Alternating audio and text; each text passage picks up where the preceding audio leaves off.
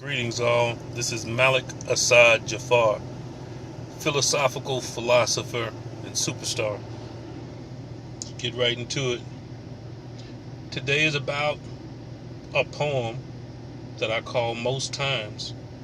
I'd like to read it for you and give you a little bit of an example or an explanation as to motivation behind this poem. It says here, most times in death we are sad. Instead, we should be happy.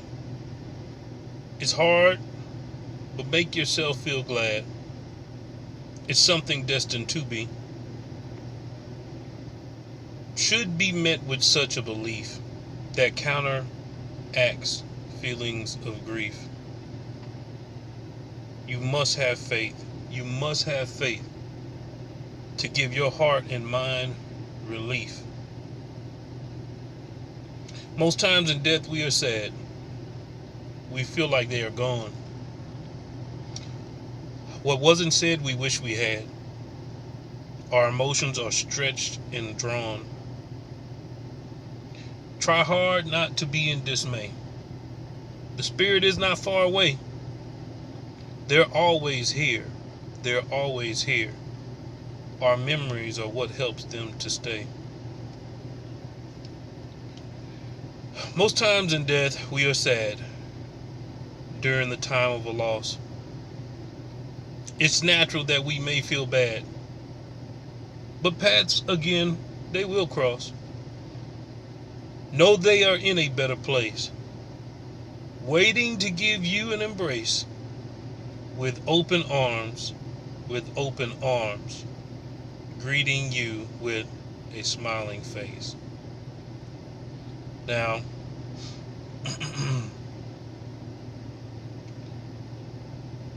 the significance behind this poem was relative to a friend of mine that I was relatively close to. He was a friend, but we had I wouldn't say characteristics, but we had like interest, if you will. He was a cool dude, man. You know what I mean? He the guy rest his soul. He originally was the motivation for writing this during that time because the mortality. You know what I mean? It really sunk in. The idea of someone passing of my age, probably maybe a couple of years older than me, but it's like during that time, and he died because of riding on a motorcycle on the freeway, But here recently, within the last couple of months, I've had a string of events that has put me in a position that I am very glad that I found the poem, because the poem makes me have perspective. The poem makes me feel better about the inevitability of what transpired in my life recently. But more importantly than that, if you would look at this poem beyond or deeper than the idea of just death, it's the idea of grief. Okay, it's the idea of grief. It's the idea of grieving a loss. It's about learning how to manage your lifestyle with a loss, which I will be going into a little bit later on, the grief and loss process.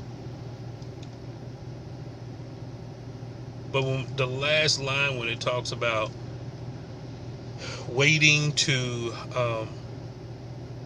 embrace you, what I'd like for people to kind of look at and take into perspective is that it's not just about the person or the situation that you're grieving. What you have lost is a level of happiness about how things and what you believe are supposed to go a certain way. And when they don't, that's when these negative emotions happen. Usually death presents a significant volume of emotions that you can't shake, and it's difficult. But the reality is that if you can change your perspective on the situation at hand that you are actually grieving and losing, you can reclaim that happiness. And that happiness is there, and that positivity is there, but it's missing you right now. And so hopefully by looking at this poem, or I'm sorry, not looking at it, but hopefully by listening to this poem, it could become a mantra, if you will, to help you stay focused. All right?